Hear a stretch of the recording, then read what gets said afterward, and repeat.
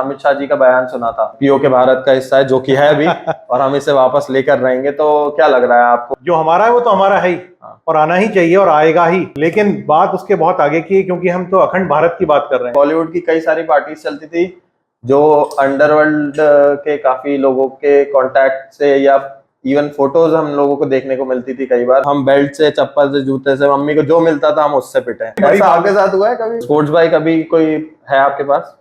रखी है पहले, इंट्रूडर तो 1800 सीसी उसकी आती थी। तो मतलब कुल मिला के आपके हिसाब से एग्जॉस्ट लीगल होना चाहिए। भोपाल में अपने यहाँ पे ऐसे लोग भी हैं जो सिविक को लैम्बोर्गिनी बना देते हैं, ये आरटीओ के हिसाब से इलीगल है। तो क्या ये आने वाले समय में लीगल होना चाहिए? मोदी जी के बारे में आप क्या सोच रखते हैं? आपको वो व्यक्ति पर्सनल लाइफ में कैसे लगे? अभी जैसे कांग्रेस ने इतने वकील राम मंदिर के खिलाफ खड़े किए, तो जो वकील वहां खड़े हुए वो भी हिंदू ही थे।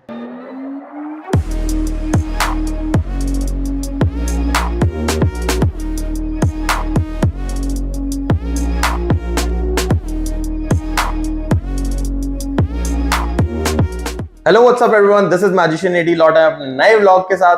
अरे नहीं, ये व्लॉग नहीं है, ये तो पॉडकास्ट है। जी हाँ, हमारा आज लाइव का पहला पॉडकास्ट है। हमारे साथ हैं गीत धीर जी, जो कि बीजेपी के स्टेट स्पोक्स पर्सन है। So thank you so much for joining us sir. Thank you. And I am really glad कि मेरे पहले पॉडकास्ट में आप जैसे इतने बड़े सेलिब्रिटी हमारे साथ यहाँ बैठे हुए हैं। तो आई एम रियली थैंकफुल कि आप यहाँ आए। ऐसा कुछ नहीं है, मैं तो जनता के बीच में जाके सोशल वर्क करने को ही अपना लक्ष्य मानता हूँ। जो हमें देश हित और राष्ट्र हित के लिए नरेंद्र मोदी जी ने सिखाया, उसके लिए प्रेरित किया, तो आपका साथ दे पाएंगे ये हमारे लिए खुशनसीबी है। क्या बात है। सर के बारे में बहुत सारी चीजें हैं जो हम लोग जानेंगे पॉडकास्ट में इवेंचुअली, लेकिन सबसे बड़ी चीज कि सर बीजेपी के स्टेट स्पोक्स पर्सन है। सर ने बहुत सारे मतलब डोनेशन वगैरह में कैंपिंग ऐसी चलाते रहते हैं, कुछ ना कुछ अच्छे इस तरीके के वर्क करते रहते हैं। तो सर कभी आपने ये सोचा था आपको मुझसे मिलने का मौका मिलेगा? नहीं, ये तो किस्मत ने मिलवाया आपसे, क्योंकि देखिए आप भी अपने आप में बहुत कुछ कर रहे हैं और खास करके आप जो चीज करते हैं वो हम लोग सोच भी नहीं सकते। अरे क्या क्योंकि मैजिशियन का काम और ऊपर से ब्लॉगिंग और जिस दुनिया से आप आ रहे हैं वो अपने आप में आप बहुत कुछ कर रहे हैं। Thank you sir. नहीं खैर, ऐसे मेरा जो पॉडकास्ट रहेगा ऐसा मजाक मस्ती वाला रहेगा, तो बिल्कुल माइंड मत कीजिएगा। इंस्टा पे गो थ्रू कर रहा था मैं, तो मैंने ये चीज देखी कि वहाँ पे पूजा पाठ आप करते हुए दिखाई दिए मुझे। तो ऐसे सही में पूजा पाठ टाइप हैं आप? पूजा में बिलीव करते हैं कि नहीं करते हैं? बिल्कुल, उस शक्ति में मानता हूँ। हमारे गुरुजी हमारे साथ हैं, ये महाशिव का रूप है, तो संसार शिव जी चला रहे हैं, तो बिल्कुल गुरुजी में मानता हूँ, शिव जी में मानता हूँ, महाशिव में मानता हूँ, तो सब यही हैं। और बिल्कुल मेरे को पूरा विश्वास है। इस विश्वास के कारण ही आज देखिए हम जो है आगे बढ़ रहे हैं निरंतर। जब मैं अपनी बात कर रहा हूँ तो मेरा तात्पर्य, मेरा मतलब जो है हमारे देश, हमारे राष्ट्र से है, हमारे जनता से है, तो सभी लोग आगे बढ़ रहे हैं। तो बिल्कुल भगवत गीता ये कह दिया जाए कि अध्ययन किया हुआ है अनेकों बार, और जब जब आप पढ़ते हैं तो जब जब नई चीजें समझ में आती हैं, शिव महापुराण की बात करें तो ये सब बचपन में कहानियों के माध्यम से मुझे सिखा दिया जाता था, तो शायद वैसा ही परिवेश रहा। लेकिन आधुनिक यानी कि मॉडर्न कल्चर को साथ में लेते हुए, ट्रेडिशंस को अपने साथ में लेते हुए मैं आगे बढ़ा हूँ और वहमों से दूर, और हमारे गुरुजी को मैं मानते हुए आगे काम कर रहा हूँ। तो निरंतर दुनिया चल रही है, हम भी चल रहे हैं उनकी कृपा से। सही बात है। पॉलिटिक्स हॉबी है क्या आपकी? मतलब मैं तो जैसे ऐसा है कि मैजिक का मैंने कभी सोचा ही नहीं था, हॉबी भी नहीं थी, लेकिन एकदम पैशन था, प्रोफेशन बन गया। लेकिन आपका क्या रहा है? एडी भाई, कुछ चीजें किस्मत से होती हैं। राइट। तो ये भी कुछ ऐसे ही था। हाँ। ऐसे आपने राष्ट्रीय स्वयंसेवक संघ का नाम सुना होगा, जिसको हम आरएसएस बोलते हैं। जी। तो मैं बाल काल से, यानी कि since I was very young, around 8 years old था मैं, तब मैं संघ का स्वयंसेवक बन गया था। और थोड़ा बहुत जो टच है उस टाइम पे बना रहा, फिर धीरे धीरे संघ में ही कार्य करता रहा। फिर कैसे भारतीय जनता पार्टी ने बुला लिया, चला गया, जाना हुआ, ये तो किस्मत ही है। कोई इंटेंशन नहीं थी, बल्कि मुझे आज भी ध्यान है जिस दिन बुलाया था, जिस दिन जाना हुआ था, मैं दायित्व मुक्त नहीं होना चाहता था। संघ पे कुछ अगर कोई चीज़ मिली आपको तो एक वो जिम्मेदारी, क्योंकि वहाँ पर पैसे का लालच नहीं रहता। और भारतीय जनता पार्टी, जिस पार्टी से मैं जुड़ा हूँ, राइट विंग की है, यहाँ पर भी कोई लालच नहीं है। पर उस टाइम पे थोड़ा सा कश्मकश थी दिमाग में। मोदी जी आ चुके थे और मैं किस्मत वाला ही था कि यहाँ पर आने का मौका मिला। तो हॉबी क्या है आपकी? गाड़ियों का शौक रहा है। अरे क्या बात है, 2 गाड़ी वाले साथ में बैठे हैं आज। थोड़ा बहुत रीडिंग का शौक रहा है। अच्छा। स्पेशली स्पिरिचुअल बुक्स होती हैं उनका ज्यादा रहा है। बट ऐसा नहीं है, फ्रिक्शन नॉन फ्रिक्शन सारी चीजें ही चलती नहीं है। अच्छा, तो ऐसे किताब उठाते समय आपको भी नींद आती थी कि ये एक इकलौता मैं ही हूँ? मैं जैसे कि एनसीईआरटी उठाई और भाई नींद, मतलब नहीं भी आ रही हो ना तो किताब उठाओ और नींद आती। अगर टॉपिक इंटरेस्टिंग नहीं है हाँ तो आती थी, तो तभी मतलब तो आज ये नई क्या- शिक्षा नीति आई है। ये बात सही है, क्योंकि उस टाइम ऐसे किताब उठाते थे ऐसा लगता अरे यार नींद आ रही है। जब मैंने स्पिरिचुअल बुक पढ़ना चालू की, मैं जो बताया लॉकडाउन में मेरी लाइफ एकदम चेंज हुई। रामायण आ रही थी टीवी पे, लेकिन काट काट के दिखा रहे थे, कई पार्ट्स उन्होंने कट कर दिए थे। तो मैंने मम्मी से पूछा, मम्मी ये कहाँ जाने? तो उन्होंने कहा रामचरितमानस, उससे अच्छा क्या है जानने के लिए। तो जब वो पढ़ी तो फिर श्रीमद् भागवत गीता पढ़ी, श्रीमद् भागवत पुराण पढ़ी, तो फिर उसमें मैंने देखा कि वो पढ़ने में मुझे इंटरेस्ट अलग आ रहा है और कभी नींद नहीं आई। लेकिन जो एनसीईआरटी थी वो उठाता था तो नींद आती थी मुझे। उसका भी एक कारण बताता हूँ। हाँ जी। ये जो पुरानी जो पद्धति थी, पुराना जो ट्रेंड था जिसपे हम पढ़ाई कर रहे थे, वो मैकाले एक व्यक्ति था जो कि ब्रिटिश गवर्नमेंट में उनका एक बहुत सिंसियर व्यक्ति था। उसने ये जो एजुकेशन पॉलिसी थी उस जमाने में तैयार करी थी, और वो इसलिए करी थी क्योंकि इंडियंस जो है कभी आत्मनिर्भर ना हो पाए, सेल्फ जो है वो उनका जो है इंडिपेंडेंटली मतलब काम ना कर पाए, और वो हमेशा बाबूगिरी करते रहे। लेकिन अब जो नई एजुकेशन पॉलिसी आई है, हम बढ़ भी रहे हैं, उसको आगे लेकर पढ़ भी रहे हैं, और इंटरेस्टिंग चीजें भी हो रही हैं। मुझे पर्सनली ऐसा है कि दो शख्स को अपने पॉडकास्ट पे जरूर लाना है इन फ्यूचर, जो है सुधांशु त्रिवेदी जी और संबित पात्रा जी। और मैंने देखा कि आप उनसे मुलाकात आपकी हो चुकी है, तो कमाल का नॉलेज है उन लोगों को, मतलब ऐसा लगता है पूरी किताब एक एक पन्ना याद है। देखिए, मेरे संबंध तो उनसे ऐसे हैं कि मैं उनको बड़ा भाई बोलता हूँ, भैया करके बात करता हूँ, लेकिन नॉलेज होना और उसको इम्प्लीमेंट करना दोनों अलग चीजें, और उनको दोनों चीजें आती हैं, क्योंकि शासन के साथ में वो लोग संगठन में भी काम कर रहे हैं। ऐसे व्यक्ति से मिलके तो खुशी होगी, लेकिन बहुत कुछ सीखने को मिलता है। एग्जैक्टली। छोटी सा इंसिडेंट मैं शेयर करता हूँ। एक बार सुधांशु भैया भोपाल आए हुए थे, यहाँ रविंद्र भवन में एक प्रोग्राम था, उस प्रोग्राम से मुझे उनको पिक करके दूसरे प्रोग्राम में लेकर जाना था। बात हुई, जब मैं वहां पर पहुंचा तो मेरे को कहते हैं किस गाड़ी में आए हो? मैंने कहा कि ये गाड़ी है। किसकी है? कहा मेरी है। नहीं, तुम्हारी गाड़ी में नहीं जाऊंगा। अच्छा। मैंने कहा क्यों? ब्रांड की कोई दिक्कत है, मैं दूसरी घर से बुलवा लेता हूँ। रिपाई गुरु जी की गाड़ियाँ है, थोड़ी शौक भी है थोड़ा। कहते नहीं, किसी और की गाड़ी बुलवाओ। मैंने जब गाड़ी, एक पास में एक फ्रेंड रहता था, उसके यहाँ से गाड़ी बुलवा ली। कहते ये किसकी गाड़ी है? मैंने कहा एक दोस्त की है, तो वो बुलवा। कहते नहीं, मुझे किसी कार्यकर्ता की गाड़ी चाहिए, मैं कार्यकर्ता की गाड़ी में जाऊँ, मैं रुकूंगा। आधा घंटा लग गया उस चक्कर में, लेकिन वो रुके रहे। एक कार्यकर्ता की गाड़ी आई, कार्यकर्ता के साथ में वो बैठ कर गए। उसके बाद में जब वो उतरे तो मेरे मन में जिज्ञासा थी कि ऐसी क्या गलती हो गई, क्या वो ब्रांड की बात है, हम तो महिंद्रा यूज करते हैं या टोयोटा यूज करते हैं, ऐसा कुछ है इनके दिमाग में। तो उन्होंने बहुत सीधी सी बात बोली, नहीं।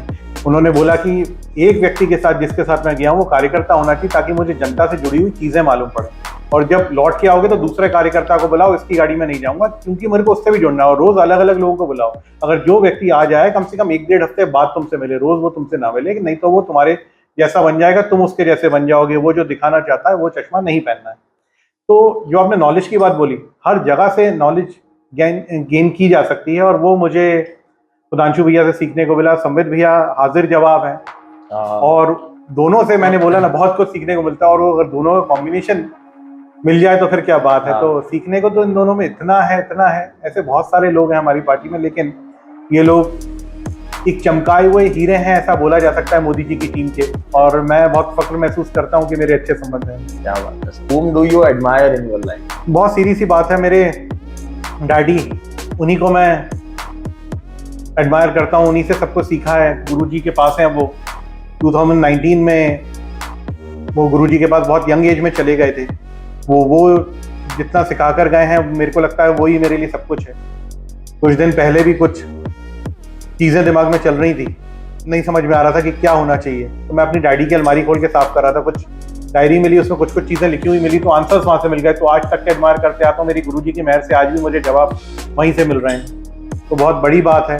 मेरे गुरु मेरे साथ हैं, मेरे डैडी मेरे साथ। पहले तो वो जब मैं घर पहुँचता था या जब ऑफिस में उनके साथ बैठता था या साथ कहीं जाते थे, तो उतनी टाइम मेरे साथ थे। अब मुझे लगता है कि वो पूरे टाइम मेरे साथ हैं, ऊपर से देख रहे हैं और कहीं ना कहीं ब्लेस कर रहे हैं। उनके कहे अनुसार जितना मुझे लगता है कि मुझे करना चाहिए था, वो तो कर ही रहा हूँ 100%। बाकी देखिए, तो मैं एडमायर तो उन्हीं को करता हूँ। नहीं, डेफिनेटली वो प्राउड होंगे आप पे। आपका फैमिली बैकग्राउंड कैसा रहा है? मतलब आप शुरू से ऐसे इतनी सारी गाड़ियां रही है आपके पास की धीरे धीरे गाड़ी आई है? मतलब मैं तो हीरो बुक पे घूमता था, तीन लोग जाते थे, मैं, मम्मी, पापा, एक हीरो बुक पे ठंडी में, मतलब एक समय वो था। तो आपका क्या रहा है? नहीं, बात ऐसी नहीं है कि हीरो पुकवाली। सबसे पहले तो मैं क्लियर करूं, देखिए कोई गाड़ी से ऊंचा नीचा या अमीर गरीब नहीं हो सकता। हाँ। ये तो शौक की बात है। हाँ, कि born with a silver spoon कह सकते हो आप। ये मेरी किस्मत थी कि ऐसे घर में आया जहाँ पर सब कुछ था। अच्छा जी। संपन्न परिवार था, तो हमेशा से ही मतलब जब पैदा हुए हैं तो गाड़ी नहीं गाड़ियाँ रही हैं। जो कुछ है मेरे डैडी का ही है, मेरा तो मैं हकीकत बता रहा हूँ ना, मैं कुछ भी नहीं हूँ। मैं तो सिर्फ महाशिव की शक्ति से आगे बढ़ रहा हूँ, अपने डैडी के आशीर्वाद से आगे बढ़ रहा हूँ। बाकी स्ट्रगल तो मेरे डैडी ने किया है, वो सेल्फ मेड मैन थे।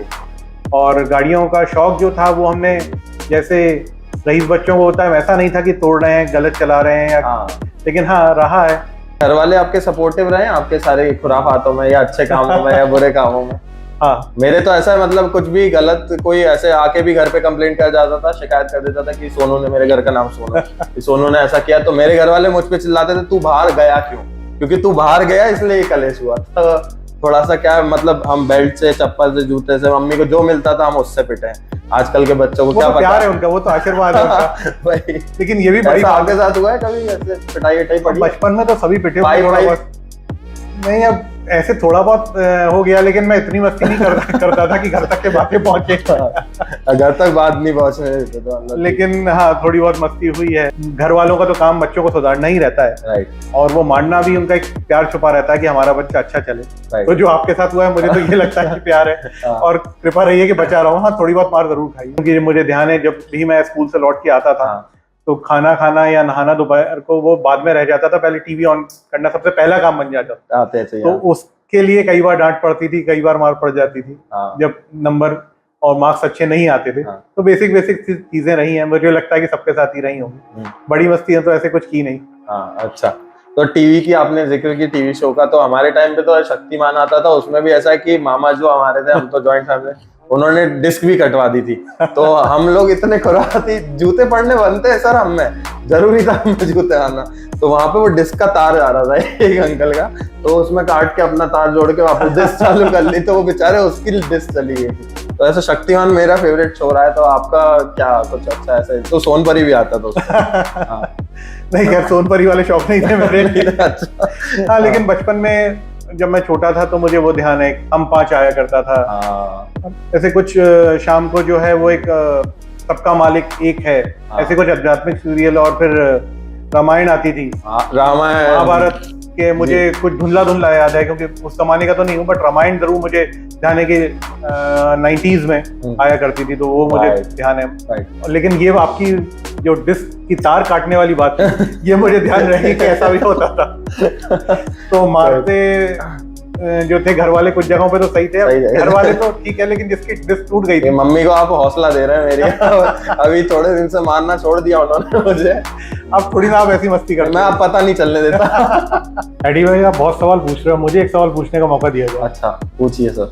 ये आपके हाथ में क्या है? इतने सारे जो टैटूज हैं, इसका पैशन आपको कहाँ से आया? मैजिक में आया जब मैं, तो this was my first tattoo जो हैरी पॉटर थीम पे है।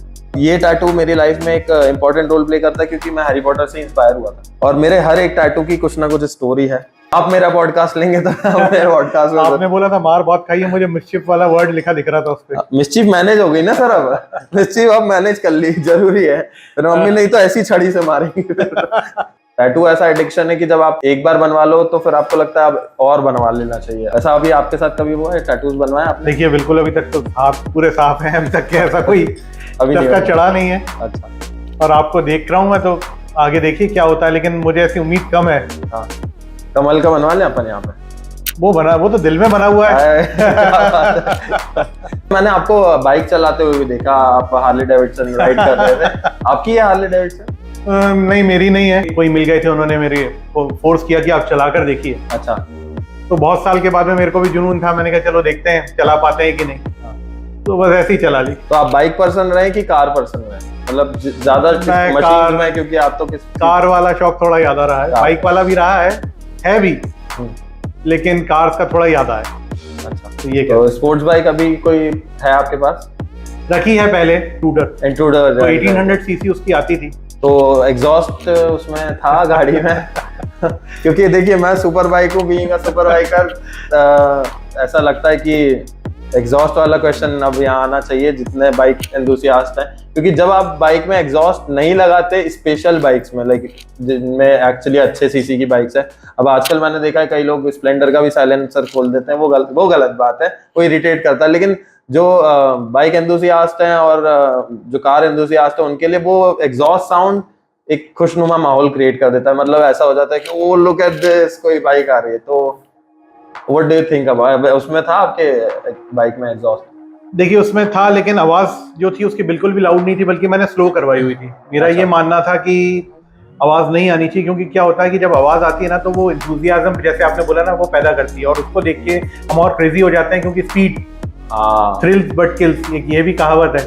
तो वही बात हो जाती है और मैं थोड़ा संयम से चलाता था। अच्छा, तो अगर बात की जाए तो बस मैं प्रैक्टिकल बात बोलूं तो फर्स्ट गियर में हम उठाते थे तो 40 पे ले जाते थे, सेकंड में बहुत धीरे, क्योंकि किसी को चोट ना लग जाए हमारे कारण। ये भी एक जो थी बात हमेशा से दिमाग में रही, जहन में रही है। नॉइस को अगर हम देखा जाए तो कहीं ना कहीं नॉइस पोल्यूशन होता ही है, उस कैटेगरी में आते ही है।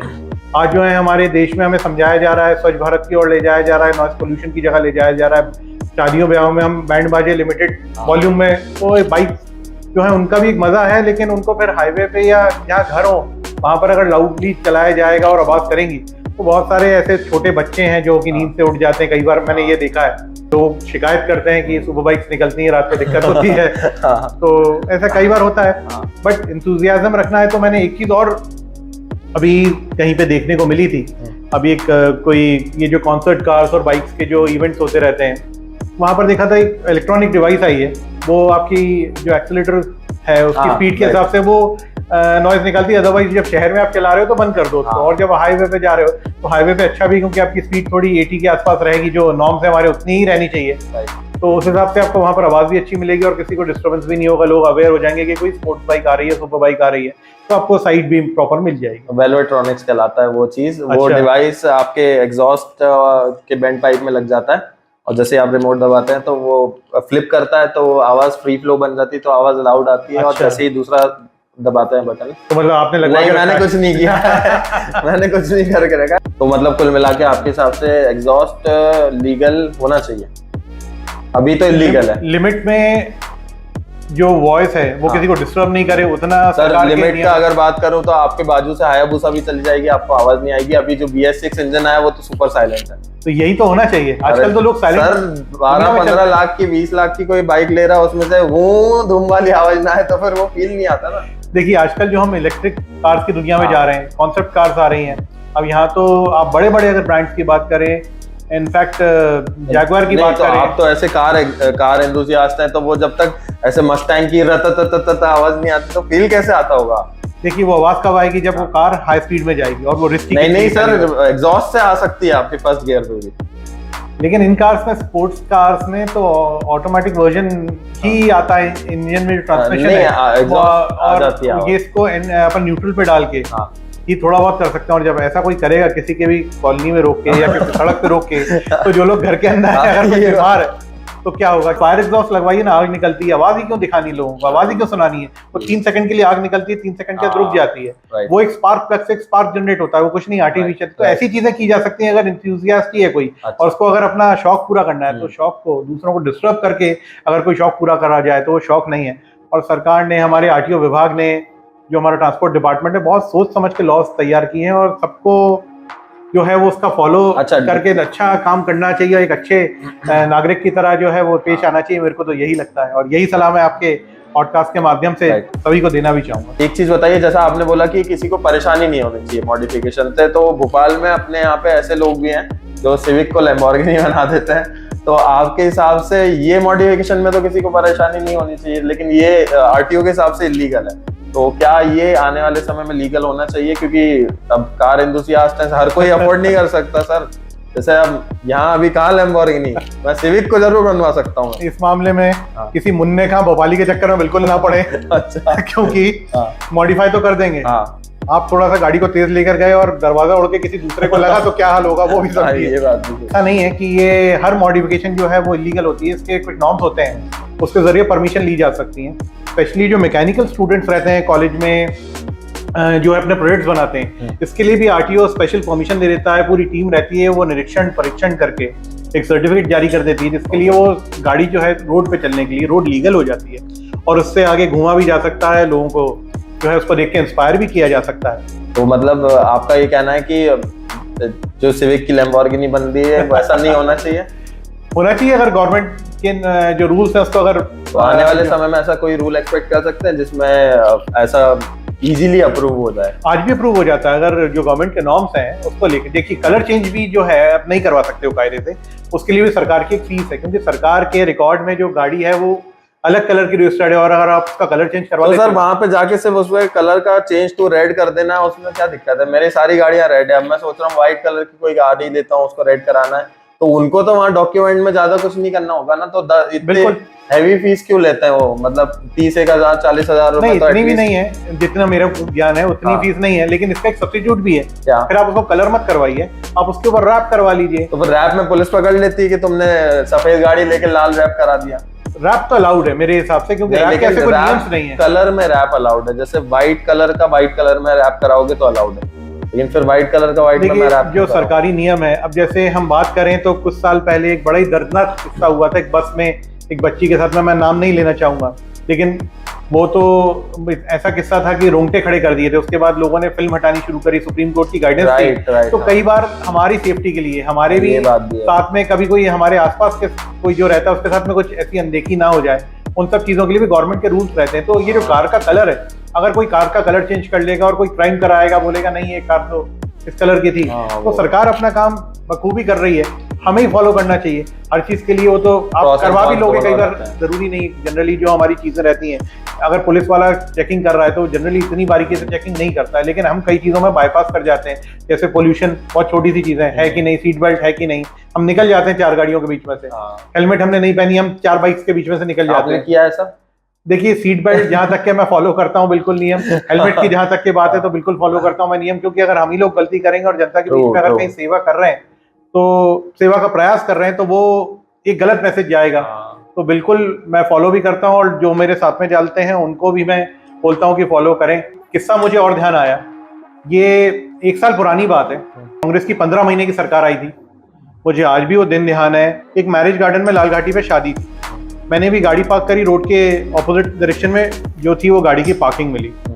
जनरली क्या करते हैं हम, जो क्रॉसिंग रहती है वो हम ऐसे कर लेते हैं, BRTS बनी हुई थी जिसको तोड़ दिया है, BRTS को हम जो है जंप करके बीच में पार कर लेते हैं। एक लड़का पार कर रहा था और किसी ने उस BRTS में अपनी गाड़ी डाल दी थी, और वो गाड़ी भी बहुत तेज थी, और जबकि वो गाड़ी अलाउड नहीं है, वो सिर्फ बसेस के लिए बना है। और वो इतनी तेज गया और उस लड़के को हिट करते हुए गया कि मेरे देखते ही देखते मेरे सामने ही, मैंने भी वो करना था, मैं भी जा रहा था, मैं ये भी एक्सेप्ट कर रहा हूँ, तो 3-4 लोग थे, मैंने सोचा कि इसको पार कर लेते हैं, ध्यान नहीं रहता, कभी कभी जाने अनजाने कर देते हैं, उसने भी जाने अनजाने किया और वो गाड़ी की हेडलाइट्स बंद थी। आज भी मेरे सामने वो किस्सा और मेरे रोंगटे खड़े, हेडलाइट्स बंद थी, उस लड़के को नहीं दिखी क्योंकि वैसे ही वहां पर म्यूजिक की आवाज इतनी लाउड थी, और उसको इतनी तेज मारते हुए वो गाड़ी वाला हिट करते चला गया, ना उसका नंबर देख पाए ना उस गाड़ी को देख पाए, बट हेडलाइट्स बंद थी उस गाड़ी की। और वो जो लड़का था वो गिरा, थोड़ी दूर उसको उठाया, साथ में जब तक के उठाया, जब तक के तो बॉडी पार्ट्स अलग हो चुके थे, उसकी गर्दन काफी कट चुकी थी, लोग सामने से आ ही गए थे, हम लोग थे, मेरे पूरे कपड़ों पे खून खून था, मुझे आज भी वो मंजर ध्यान है। और जो लोग थे वो ध्यान था, उसकी फैमिली वाले वहीं खड़े थे, उसकी फैमिली वाले, उसका जो भाई था वो कह रहा था मेरा भाई है, मैंने कहा चलो मेरी गाड़ी में लेकर चलते हैं, बट हम लोग जब तक के उठाते सेकंड्स में उसकी जान जा चुकी थी। तो वो चीज़ जो रहती है, हमें प्रिकॉशंस लेकर चलने, जो गवर्नमेंट की जो गाइडलाइन है कि हम इस तरीके की चीज़ें भी ना करें कि रॉन्ग साइड में भी ले आए। देखिए, हम एग्जॉस्ट की बात कर रहे हैं, हम कहीं ना कहीं इंजन मॉडिफिकेशन की बात कर रहे हैं, लेकिन बहुत 2 मिनट की जल्दी के चक्कर में किसी का जीवन खत्म हो सकता है। तो उसके घर में भी कोई इंतजार कर रहा है, वो भी किसी के घर का चिराग है, किसी का बच्चा है, किसी की बच्ची है, तो वो चीज़ को भी ध्यान रखना है। जो फूड डोनेशन ड्राइव जो आप कैंपेन करते हैं, गरीबों के लिए सेवा करते हैं, तो वो कहाँ से आपके अंदर आया कि यार ये करना चाहिए मुझे? शुरू से करते हैं, धीरे धीरे घर वालों को देखते रहे, जब पैदा हुए कि घर से हो रहा है तो लोगों को भी बोलते गए कि आप भी करो। जब कोई जाता है मैं भी उसके साथ में चले जाता हूँ, बहुत बार जब मैं जाता हूँ तो लोगों को भी साथ में ले जाता हूँ, फोटोज भी इसलिए शेयर करता हूँ ताकि और लोग ये करें। हमारे देश में खाना बहुत सारा फिकता है, कई बार लोग भूखे सोते हुए दिखते हैं, खास करके जब आप मेट्रोज में जाते हैं तो बहुत बार आपको जब ट्रेन जा रही होती है, आप प्लेन से लैंड होते हो, जो स्लम एरिया ऊपर से दिखता है, तो जब वो प्लेन पास में आता है तो दिखता है कि वहाँ पर गरीबी है, तो हमारा खाना फिके, इससे अच्छा हम डोनेट कर दें। तो बहुत जगहों पे जब घर में खाना बच जाता है, मैं तो लोगों को बोलता हूँ कि उसको किसी को खिला दिया जाए। और अगर वो आदमी के खाने लायक नहीं बचा है तो जानवरों को ही खिला दिया जाए, लेकिन उसको कचरे में मत फेंको, उसको किसी चिड़िया को डाल दो, उसको किसी गौ माता को डाल दो, उसको किसी डॉग को डाल दिया जाए, कोई पेट खा लेगा उसको अगर वो खाने लायक है तो। सर आपने मेट्रो का जिक्र किया अभी आपके स्टेटमेंट में, तो मेट्रो की लाइफ और यहाँ की लाइफ में आपको कितना अंतर लगा, या वहाँ की लाइफ आपको ज्यादा अच्छी लगी या भोपाल की ज्यादा अच्छी लगी? और बाकी आप मेट्रो में रह चुके हैं तो आप हाई कोर्ट में भी एडवोकेट थे, तो आप उसके बारे में जो चीज आप शेयर करना चाहें। देखिए, हर शहर की अपनी खूबी होती है और हर शहर अपने हिसाब से चलता है। राइट। अगर पोटेंशियल के मामले में देखा जाए तो मेट्रोज में क्या होता है कि बहुत जल्दी मल्टीनेशनल कंपनीज और जो बड़े प्रोजेक्ट्स हैं वो आते हैं, डेवलपमेंट जल्दी होता है। और हम भोपाल की बात करें तो ये भी किसी मेट्रो से कम नहीं है। लेकिन हाँ, आने वाले टाइम में भोपाल, दिल्ली और मुंबई जैसे मेट्रो शहरों को पीछे छोड़ देगा, ये कहना भी कहीं ना कहीं गलत नहीं होगा। और यहाँ की जो लाइफस्टाइल है, यहाँ पर जो हरियाली है, यहाँ पर जो लोगों का टेम्परामेंट है, उसके अलावा यहाँ पर जो अपॉर्चुनिटीज़ है अभी 5 साल के अंदर वो आपको बहुत सारी दिखने वाली हैं, तो बहुत ज़्यादा अंतर नहीं है। हाँ, अगर आप लाइफस्टाइल की बात करोगे तो आपकी कॉस्ट ऑफ लिविंग वहाँ पर बहुत ज़्यादा हो जाती है, क्योंकि कॉस्ट ऑफ लिविंग यहाँ पर बहुत कम है आपकी। और इंसान को अगर कुछ सीखना है तो थोड़े टाइम बाहर जाके ज़रूर देखना चाहिए, वो अपने ज़िंदगी से, अपने शहर से प्यार करने लगेगा। क्योंकि कई बार मैंने लोगों को बोलते देखा हम छोटे शहर से आए, तो वो छोटा शहर और बड़ा शहर कुछ नहीं होता। जो शहर आपको सुकून दे पाओ और शहर के लिए आप कुछ कर पाओ, अगर आप वहाँ रहते हो तो वहाँ के लिए कुछ करो, और आप यहाँ रहते हो तो यहाँ के लिए कुछ करो। मेरा क्योंकि निरंतर वहाँ मेट्रोज में और यहाँ निरंतर ही बाउंसिंग चलती रहती है, कभी इधर बाउंस कर रहे हैं, कभी उधर बाउंस कर रहे हैं, तो यहाँ के लिए भी उतना करते हैं, वहाँ के लिए भी उतना करते हैं। हाँ, लेकिन निश्चित रूप से एक एक्सपीरियंस ज़रूर आदमी को लेना चाहिए वहाँ जाके भी, क्योंकि उसको अपने शहर से फिर से प्यार ज़रूर हो जाएगा अगर वो बाहर जाके रहेगा। वहाँ की दुख तकलीफें भी हैं और वहाँ के सुख भी हैं। हाँ, प्रोस एंड कॉन्स दोनों रहते हैं। और बाकी जो आपकी वकालत वाली जिंदगी रही है उसके बारे में आप क्या बताना चाहेंगे? तो वो एक्चुअली में पैशनेटली मैं देखता हूँ। अगर वकालत की बात की जाए तो इंटरटेनिंग है, क्योंकि आप पैशनेटली देखते हो और न्याय दिलवाना बहुत ज़रूरी है। हाँ, ये बात। तो जिसके लिए भी आप काम कर रहे हो उसके लिए दिल से काम करो, उसको दिल से मेहनत करती हुई आपकी नज़र आनी चाहिए। और जब आप दिल से किसी के लिए मेहनत करोगे तो पैशनेटली ही कर पाओगे। तो वो पैशनेटली जितना कर पाते हैं उतनी कोशिश करते हैं।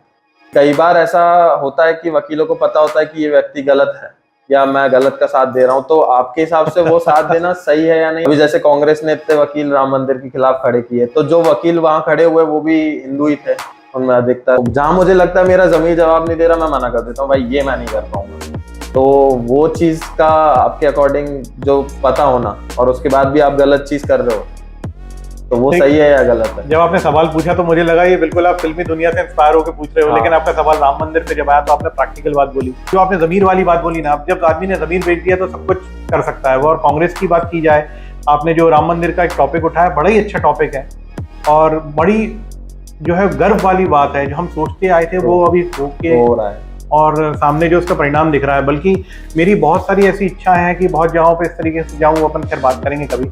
लेकिन इसमें जो लोग भी थे ज़्यादातर, जैसे अभिषेक मनु सिंघवी और ये लोग कांग्रेस के तो जो कार्यकर्ता हैं, कांग्रेस की पदाधिकारी हैं, तो इन लोगों को यहाँ पर कम से कम, जैसे विवेक तनखा जी और ऐसे लोग भी उसमें शामिल थे। तो मुझे तो उस पर कोई टिप्पणी नहीं करनी है, लेकिन उनका ज़मीर उनके साथ है। लेकिन हाँ, मैं इस प्रकार की कभी भी किसी भी चीज़ में किसी गलत व्यक्ति का सपोर्ट नहीं करता हूँ। कुछ दिन पहले मैंने अमित शाह जी का बयान सुना था कि पीओ के भारत का हिस्सा है, जो कि है अभी और हम इसे वापस लेकर रहेंगे। तो क्या लग रहा है आपको, अभी आने वाले समय में हम जैसे ही रिजल्ट्स आते हैं ऐसा कुछ देखना पॉसिबल हो पाएगा? आपको क्या लगता है, लेना चाहिए कि नहीं? सबसे पहले सर मैं तो खुद जाने के लिए तैयार हूँ सर। मुझे लेके चलो आप। देखिए, जो अब झंडा मैं ही फहराऊंगा। देखिए, जो पीओ की आप बात कर रहे हैं वो एक्चुअली में POJK है, जम्मू एंड कश्मीर का भी कुछ हिस्सा है। लेकिन अब वो पुरानी पार्टियों ने डान कर दिया था, ये बोल के हम चुपचाप बैठ जाएं ऐसे तो नहीं चलेगा। तो हाँ, निश्चित रूप से लेकर रहेंगे। जो हमारा है वो तो हमारा है ही और आना ही चाहिए और आएगा ही। लेकिन बात उसके बहुत आगे की है, क्योंकि हम तो अखंड भारत की बात कर रहे हैं। अब आप देखिए, अगर हम अपने नेशनल एंथम की बात करें तो उसमें एक लाइन आती है जिसमें पंजाब, सिंध, गुजरात, मराठा आता है। तो अगर हम बात करें तो हमारे पंजाब का हिस्सा है, गुजरात का हिस्सा है, लेकिन क्या हमारे पास सिंध है? और मैं हिस्सों की बात कर रहा हूँ उसके भी।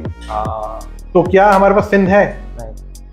तो बिना सिंध के हिंद कैसा? वो तो सब लेना ही है और आके ही रहेगा, लेके ही रहेंगे। लेकिन हाँ, जो चीज़ हत्याई हुई थी उसको भी तरीके से समझ में आ रही है चीज़ें, और लाइन पे लाने वाले भी बहुत तरीके से लेके आ रहे हैं कि एक विश्व के सामने, दुनिया के सामने एक अपने आप में मिसाल कायम करी है। तो हम यही मानकर चल रहे हैं जो हमारा है वो तो हम लेके ही रहेंगे। तो 24 के चुनाव के बाद ये देखने को चुनाव की कोई बात नहीं है इसमें, चुनाव के बाद या पहले की, क्योंकि देखिए बहुत जगहों पे बहुत सारी जनता भी है। तो जनता के ऊपर कोई इम्पैक्ट नहीं पड़े, क्योंकि किसी बेकसूर को सजा ना मिले, क्योंकि इकोनॉमी जिन जगहों पे ऐसा कुछ होता है बहुत ज़्यादा फ्लक्चुएट कर जाती है। हालांकि वहाँ पर कुछ महीनों में ही बेटरमेंट होता है, जैसे कि हमारे मोदी जी ने जम्मू में भी और कश्मीर में भी, लेह में, लद्दाख में, सब तरफ करके ही दिखाया है। और आज वहाँ की जो तस्वीर है वो बदल चुकी है। तस्वीर के सामने से वहाँ के लोगों की तकदीर भी बदल चुकी है, और वो बेनिफिट में इसलिए आ रहे हैं आज, वो खुश इसलिए हैं क्योंकि वहाँ पर खुशहाली है। तो बहुत सारी चीज़ें हैं जो होके ही रहेंगी, और ये भी हम लेके ही रहेंगे। सर, आप भोपाल बॉडी बिल्डिंग एसोसिएशन के वाइस प्रेसिडेंट रहे, तो जिम का आपको स्टार्टिंग से शौक था कि किसी चीज के कारण? हेल्दी लिविंग का तो शौक रहा है। हाँ। और बॉडी के साथ में कई बार खिलवाड़ हो गया है, क्योंकि जिम ज्वाइन करते थे फिर उसके बाद छोड़ देते थे। हाँ, मैं फीस दे के आता था, मेरी मम्मी ने ये बोलना चालू कर दिया कि अब तू जिम ज्वाइन करेगा क्योंकि उसके बच्चे कैसे पलेंगे। सही बात है। जाके फीस नहीं देगा, क्योंकि फीस दे के मैं जाता ही नहीं था कि 4 दिन का 7 दिन बनाया, फिर ऐसा कि हाँ ठंड। तो ऐसा ही कुछ हाल रहा जब स्कूल से निकले थे। अच्छा। तो लोग देखते थे, लेकिन अच्छी बॉडी करके भी दिखाई, फिर छोड़ दिया। अच्छा। तो उस बीच कुछ ऐसा रहा, तो लगा कि बॉडी बिल्डिंग में कुछ करके दिखाना चाहिए। तो उसको लेकर कुछ प्रोग्राम्स भी हुए, बड़े इवेंट्स भी किए भोपाल शहर में। इससे बॉडी बिल्डिंग एक ऐसी गेम के रूप में सामने आया जिसको लोग उतना महत्वपूर्ण नहीं समझ रहे थे। आपने बहुत अच्छी बात इसलिए भी पूछी एडी भाई, क्योंकि बॉडी बिल्डिंग वाली फील्ड में जब मैंने लोगों को देखा वहां पर, खास करके बॉडी बिल्डर्स को, तो बहुत जो प्रैक्टिकल बात समझ में आई वो थी ईमानदारी। मेरे डैडी ने मेरे को बोला, क्रिकेट एसोसिएशन में कुछ मेरे दोस्त हैं, वो चाहते हैं कि तुम एसोसिएशन का हिस्सा बनो, क्योंकि तुम एक विजन जो है वो तुम्हारा अच्छा है और उससे तुम्हें भी फायदा मिलेगा और एसोसिएशन को भी फायदा मिलेगा, क्योंकि तुम जो है लोगों के लिए कुछ कर पाओगे, तो तुम्हें नॉलेज भी गेन। मैंने क्रिकेट में सोचा कि अगर कोई कैच छोड़ देगा किसी के साथ में डिसाइड करके, तो वो गेम जो है बनी बनाई हो गई, मैच फिक्स्ड हो गया जिसको हम कहते हैं सीधी सादी भाषा में। बट बॉडी बिल्डिंग में कंपटीशन जब होता है तो इसमें तो आदमी पूरे कपड़े उतार के आपके सामने आ जाता है, तो कोई बेईमानी का स्कोप नहीं है। अगर उसका शरीर कुछ बोल रहा है तो वो दिख रहा है। भोपाल बॉडी बिल्डिंग का बहुत मैं आभारी हूं कि उसने मुझे वाइस प्रेसिडेंट बना के ये मौका दिया, और 2011 से बना के रखा है, और अभी तक के निरंतर वही पद चले आ रहा है। शायद वो लोग मेरे काम से खुश हैं, पता नहीं, लेकिन हाँ अपनी तरफ से कोशिश तो पूरी करते हैं कि कॉम्पिटिशन होते रहें। तो मिस्टर MP, मिस्टर भोपाल, ये सब जितना हो पाता है अभी करवाते भी आए हैं, और आगे भी कोशिश करेंगे कि गुरुजी की कृपा से होता रहे। प्रोटीन पाउडर ऐसे बोल के लोगों ने बदनाम करके रखा है, तो आप भी प्रोटीन लेते हैं कि नहीं? सप्लीमेंट्स या प्रोटीन, या आपका क्या कहना है इसके लिए? देखिए, अगर हम प्रोटीन्स, विटामिन और कार्बोहाइड्रेट्स, फाइबर, नहीं, जो ये कहते हैं ना पाउडर वाली बॉडी बना ली, तो वो क्या है? कायदे से तो कुछ नहीं लेना चाहिए आपको। जो फ्रूट्स हैं, जो आप अगर दाल अगर ले रहे हो, हेल्दी डाइट ले रहे हो घर की भी, तो वो सब चीज़ें, हाँ मैदा हो गया, जो अनहेल्दी चीज़ें हैं। अब लोग मैगी के इतने बड़े क्रेजी हैं, तो बस देख लीजिए आइडिया आपको। तो ये बर्गर, पिज्जा खाइए, सब कुछ खाइए, इनका स्वाद नहीं जाना चाहिए, बट लिमिट में। लेकिन आप दाल है उसको बढ़ाइए। अब जैसे लोग बोलते हैं हम चावल नहीं खाएंगे, वेट बढ़ जाएगा, तो स्टार्च निकाल के खाइए, चावल खाइए। आपको अगर खाने का मौका दिया है ऊपर वाले ने, आपको स्टार्च कैसे निकलने का? चावल का बॉईल करके पानी निकाल देते हैं तो स्टार्च निकल जाता है चावल का, पोहे में जैसे निकालते हैं। अच्छा। तो उसका फैट निकल जाता है, जो बैड फैट है। तो ऐसे बहुत सारी चीजें हैं। ये नहीं पता था मुझे, छोटी सी चीज है, बल्कि मैं सही में मैं उन लोगों में से ही था कि मैं मना कर देता, मम्मी रोटी खा लूंगा, चावल नहीं खाऊंगा। मम्मी स्पेशली 4 रोटी बना। फ्राई मत करवाइए उसको, बॉईल करवाइए और स्टार्च निकलवा दीजिए, तो उसके अंदर बैड फैट काफी हद तक के निकल जाएगा, 90% निकल जाता है। फिर आपके पास इतने अच्छे अच्छे फ्रूट्स हैं, और आप फ्रूट मार्केट में आजकल तो आप किसी भी शहर में चले जाएं, किसी भी गांव में चले जाएं, इतनी वैरायटी है। अगर आप केला भी देखोगे तो 10 तरीके का मिलेगा, एप्पल देखोगे तो 10 तरीके का मिलेगा। तो खाने का मन करता है। तो हेल्दी लिविंग के लिए अगर हम एक एप्पल सुबह लेकर चल रहे हैं, और अगर प्रोटीन्स की हम बात की जाए तो बहुत सारे ग्लूकोज पाउडर आता है, जिसको हम इलेक्ट्रॉल या ग्लूकॉन डी के माध्यम से भी ले सकते हैं। तो ऐसी चीजें ले लें। अगर कहीं ग्लूकोज की कमी हो रही है, कहीं प्रोटीन्स की कमी हो रही है, तो बहुत सारे जो नॉन वेजिटेरियंस हैं उनके पास तो खैर बहुत ऑप्शंस हैं, जो वेजिटेरियंस हैं उनके लिए भी टोफू और ऐसी बहुत सारी चीजें। नहीं, लेकिन मैंने ये चीज देखी कि कई मशहूर क्रिकेटर हैं, कई लोग हैं जो वीगन होने के बावजूद बॉडी बना रहे हैं, तो उनका even John Ibrahim is the best example for this, कि वो कोई स्पेशल वो चीज नहीं लेते। बिल्कुल, जो मैं खुद एक शो में देखा था उनको। तो ये एक बड़ी चीज है कि एक्चुअली जो मिथ चला आ रहा है कि या तो पाउडर लेने से या नॉनवेज खाने से ही बॉडी बनेगी, अंडे खाने से, तो ये एक मिथ है आई थिंक। बिल्कुल। आपके अंदर क्षमता होनी चाहिए, और क्षमता अगर नहीं है तो वो धीरे धीरे बढ़ानी पड़ेगी। Right. और वो निश्चित रूप से अगर आप अच्छी डाइट लेंगे तो बढ़ जाएगी। बॉलीवुड का सवाल आया है, एक मेरे मन में जो जानने की जिज्ञासा थी बहुत पहले से, कि पुरानी जो सरकार थी उस समय पे शायद आप समझ पा रहे होंगे मैं क्या पूछना चाह रहा हूँ। उस टाइम पे बॉलीवुड की कई सारी पार्टीज चलती थी जो अंडरवर्ल्ड के काफी लोगों के कांटेक्ट से, या इवन फोटोज हम लोगों को देखने को मिलती थी कई बार, जो अभी इतने सालों में नहीं देखने को मिले। तो ऐसा तो है नहीं कि शायद पार्टी बंद हो गई हो, मतलब पार्टियां तो अभी भी शायद होती होगी। तो ये एकदम सडन ड्रास्टिक चेंज किस प्रकार से आया है और इसको आप कैसे देखते हैं? देखिए, अंडरवर्ल्ड की चेन टूट गई है।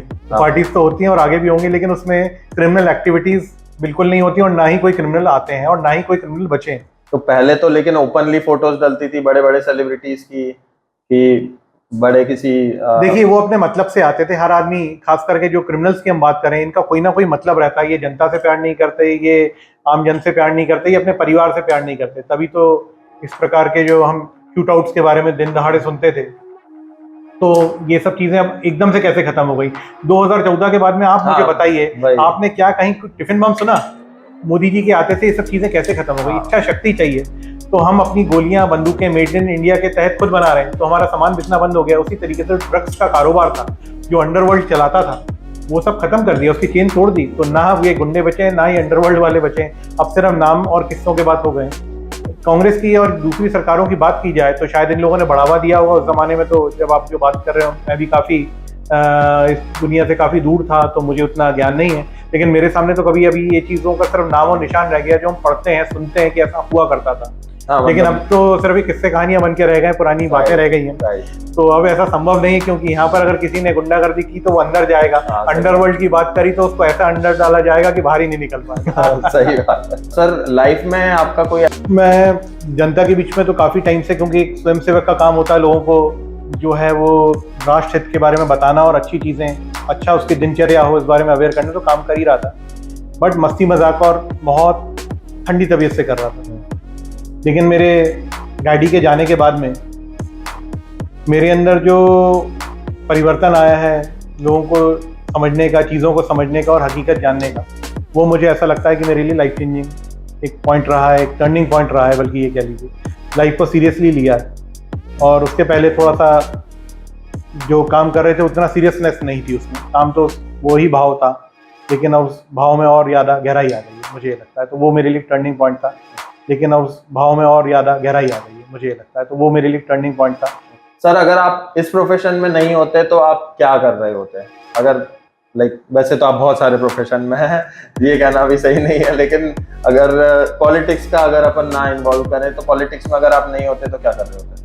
कई बार ये सवाल मैंने अपने आप से भी किया, बट ऐसा कुछ आंसर नहीं मिला, क्योंकि यहाँ डेस्टिनी लेके आई थी। इसके अलावा ऑटोमोबाइल्स का बड़ा शौक रहा है, तो शायद हो सकता है उस फील्ड में कुछ कर रहा होता, क्योंकि वो आज से नहीं, बचपन से ही रहा है। तो आप क्या वहाँ ज्यादा खुश रहते हैं या अभी ज्यादा खुश? नहीं, खुश, और उसकी बात नहीं, मैं पैशनेटली, इंसान को लगता है यार काश मैं वो नाव पे सवार हो जाता। तो नो रिग्रेट्स, क्योंकि मैं पैशनेटली ये काम कर रहा हूँ। मैंने खुद, जब डेस्टिनी मेरे को लेकर जा रही थी तो मर्जी से मैं रुक सकता था, आज भी रुक सकता हूँ, आज भी मुड़ सकता हूँ, लेकिन जो कर रहा हूँ वो उसमें खुशी मिल रही है। और कहीं ना कहीं शायद यही अच्छा भी है, क्योंकि इसमें लोगों की दुआएं भी मिलती हैं, आप किसी के लिए कुछ कर पाते हो। सर, अगर आपके पास एक सुपर पावर होती तो आप कौन सी सुपर पावर होना चाहिए थी, और अगर होती तो आप उससे क्या चेंजेस लाते या क्या करते? जैसे मुझे तो स्पाइडरमैन की पावर चाहिए थी, ऐसे जाले वाले छोड़ के घूमता रहता, ये पेट्रोल नहीं लगता ना सर। ये सब तो काल्पनिक बातें हैं सुपर पावर वाली, बट एक्चुअली में अगर रियलिटी में बोला जाए किसी की खुशी हम ले पाए तो इससे बढ़कर और कुछ नहीं हो सकता, और उसके लिए जो कर सकते हैं वही कर रहे हैं। तो ये सुपर पावर शायद फिर मेरे पास है, क्योंकि मैजिक से चेहरों पे जो खुशी आती है ना, वो एक अलग लेवल की होती है। इसी बात पे हाथ मिला लीजिए। आपने तो एक बार देखा है मेरा मैजिक? बिल्कुल देखा है, और वो ऐसा देखा है कि मैं हैरान हो गया था। मैंने लोगों को, मुझे आज भी ध्यान है उसके बारे में, नेक्स्ट डे तक के बताया, और जिन लोगों को आपने दिखाया था, आप तो आगे चले गए, उसके बाद में भी बातें हो रही थी। अच्छा, ओके, ये कुछ नया जाने बोला, ठीक है। सर, मोदी जी से आप मिले हैं, तो मोदी जी के बारे में आप क्या सोच रखते हैं? आपको वो व्यक्ति पर्सनल लाइफ में कैसे लगे हैं? मतलब मेरा उनको देखने का नजरिया अलग है, लेकिन आप पर्सनली मिले उनसे, तो आपको क्या लगता है? क्योंकि वो मेरे हिसाब से वो एक बहुत भावुक इंसान है। मतलब देखिए, कोई मेरे बारे में एक चीज भी इंटरनेट पे ऊटपटांग डालता है और जहां मैं इन्वॉल्व नहीं हूँ तो मैं ऑफेंड हो जाता हूँ कि भाई मैं हर इंसान को तो खुश रखने की कोशिश कर रहा हूँ, उसके बाद भी व्यक्ति, अब जैसे मेरे ब्लॉग्स बहुत नीट एंड क्लीन रखता हूँ मैं, ना गाली गलौज, ना लड़ाई झगड़ा, ना कोई अल्कोहल या कुछ गलत चीजें जो आजकल लोग कर भी रहे हैं, और उसके बाद भी जब अच्छा रखने के बाद व्यू कम आ रहे हैं, लेकिन उसके बाद भी अपन को कोई क्रिटिक मिलता है तो ऐसा लगता है भाई इतना कर रहा हूँ उसके बाद भी गाली पड़ रही है। तो उनको कई लोग इतनी चीजें बोलते हैं जो तो वो ओपनली टीवी पे आके बोलते हैं कि ये लोग ऐसा बोलते हैं, लेकिन उस पे भी उन्होंने कभी ऐसे ओफेंड नहीं हुए वो कभी, तो बहुत कामली रहते हैं। तो मैं उस पर्टिकुलर एक एक्टिविटी को उनके बहुत एडमायर करता हूँ कि भाई व्यक्ति को बहुत काम रहना चाहिए जीवन में। जैसे धोनी भी कामनेस के लिए फेमस है, तो आपको उनसे मिलके आपको कैसा लगा और क्या आप शेयर करना चाहेंगे? उस आध्यात्मिक शक्ति का एहसास होता है जब वो कहीं बात करते हैं तो ऐसा लगता है हमारे परिवार का कोई व्यक्ति हमारे लिए बात कर रहा है, और ये मेरे साथ ही नहीं, जनता के साथ भी होता है। और जब हमारे परिवार का कोई व्यक्ति हमारे लिए कोई बात करता है तो वो उसको पूरा कर दिखाता है। आज जैसे देश को भरोसा है, अगर ये बोल रहे हैं करेंगे, जो मोदी जी की गारंटी जो टैगलाइन थी, तो निश्चित रूप से वो बिल्कुल सही बात है। तो वो चीज़ का एहसास होता है, उनसे अपनेपन का एहसास होता है कि हमारा कोई अपना है, और अगर ये कुछ बोल रहा है तो वो होगा और वो होके रहेगा। उन्होंने ये चीज़ सिद्ध करी है, करके दिखाई है। आज हम 5 ट्रिलियन की बात कर रहे हैं, 4 ट्रिलियन हम उनके रहते हुए टच कर चुके हैं। कोरोना का टाइम तो विश्व ने झेला है, लेकिन ग्रोथ आप देखिए, जहाँ रिसेशन चल रहे हैं हम वहीं ग्रो कर रहे हैं। आज मुझे ऐसी भी कंट्रीज मालूम है जहाँ पर 2-2 हज़ार रुपये लीटर दूध हो गया है, जहाँ पर 400-500 रुपये लीटर पेट्रोल डीजल पहुँच गया है, और हमारे यहाँ कोई दिक्कत नहीं है। हमारे यहाँ बल्कि ग्रोथ है, हमारे यहाँ बल्कि इंसेंटिव्स मिल रहे हैं लोगों को।